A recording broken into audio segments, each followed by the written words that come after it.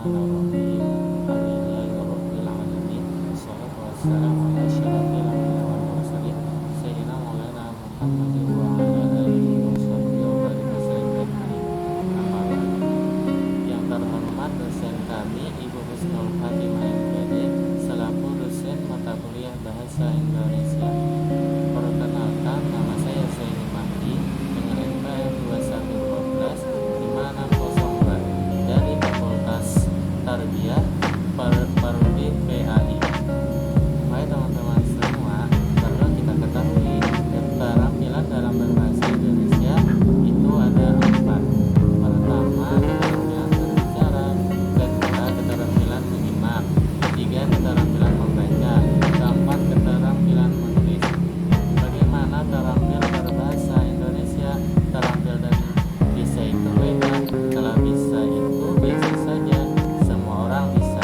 Tapi kalau terampil itu memerlukan keahlian dan keahlian dan keahlian itu harus dilatih.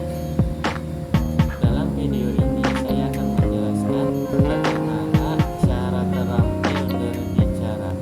Seorang mahasiswa tidak boleh asal berbicara, harus berbicara dan yang disampaikan haruslah berkualitas. Untuk berbicara yang berkualitas dan terampil ada 3 hal yang harus diperhatikan. Pertama, kualitas diri. Kedua, kualitas materi.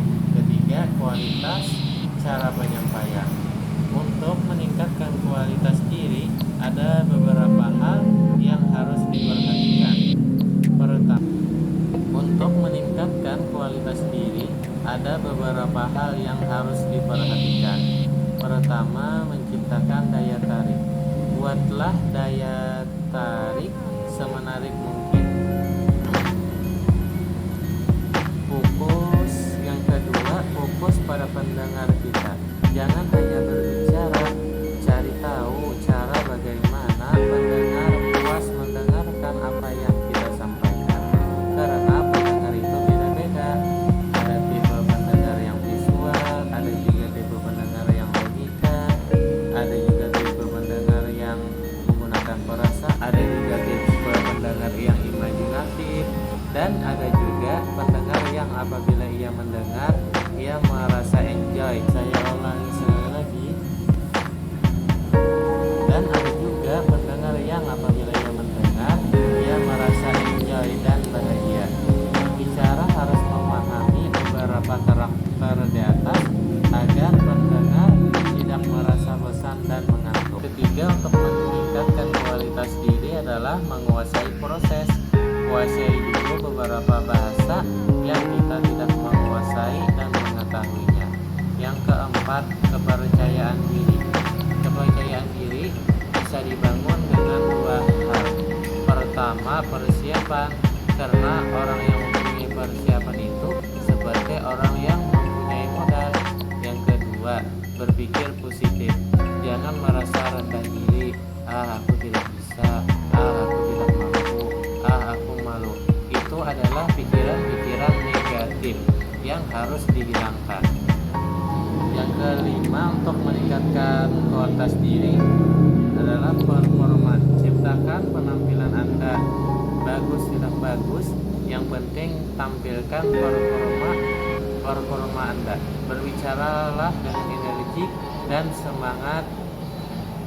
Yang keenam, jadilah pribadi yang unik.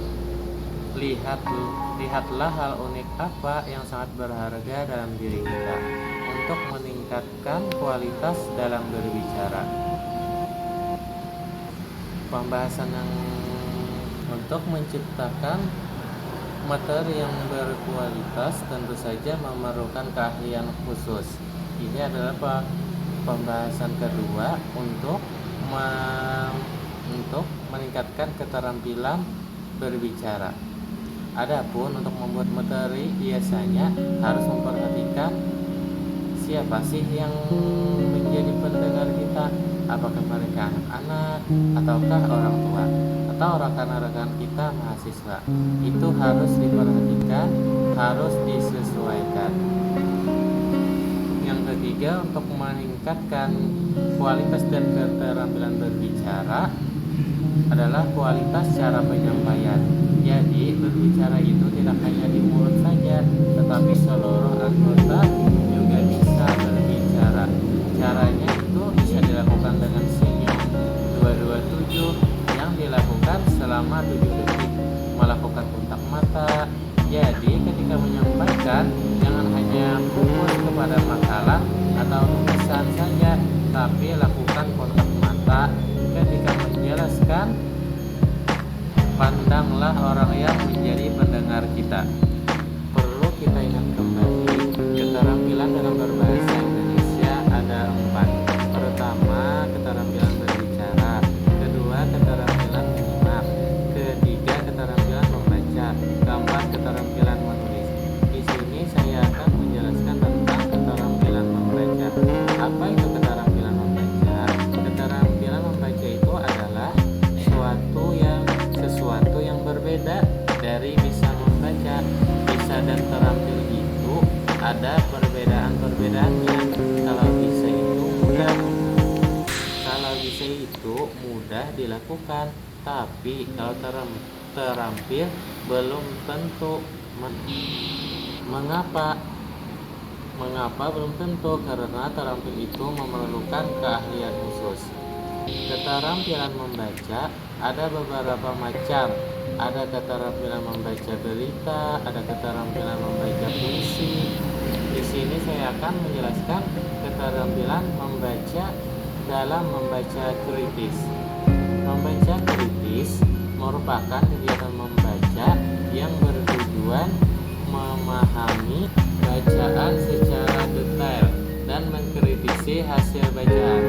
Bedanya dengan membaca biasa adalah kegiatan biasa untuk membuat kesimpulan atau rangkuman. Nah, untuk mengetahui teknik yang dapat digunakan untuk membaca kritis ini, saya akan menjelaskan teknik membaca yang disebut SQ3R.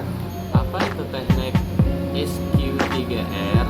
Teknik SQ3R merupakan singkatan dari S adalah survei, Q adalah question, R pertama adalah read, R yang kedua adalah research, dan R yang ketiga adalah review. Langkah-langkah untuk melakukan SQ3R, yang pertama adalah survei. Survei dilakukan untuk mengetahui isi atau gambaran secara umum. Langkah-langkah dalam survei yang harus dilakukan: pertama, membaca judul buku. Mengapa membaca judul buku? Karena judul merupakan tema.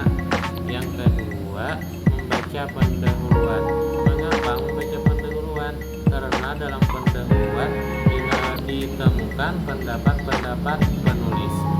Yang ketiga, membaca heading yang dicetak tebal. Selain itu, membaca judul tiap-tiap peta. Langkah yang kedua adalah caution. Ketika membaca, lakukanlah sebuah pertanyaan-pertanyaan. Langkah yang ketiga adalah read. Kegiatan membaca langsung menjawab pertanyaan-pertanyaan yang ia lakukan. Yang keempat, langkah keempat adalah reset. Reset ini dilakukan ketika sudah selesai membuat pertanyaan dan menjawab pertanyaan.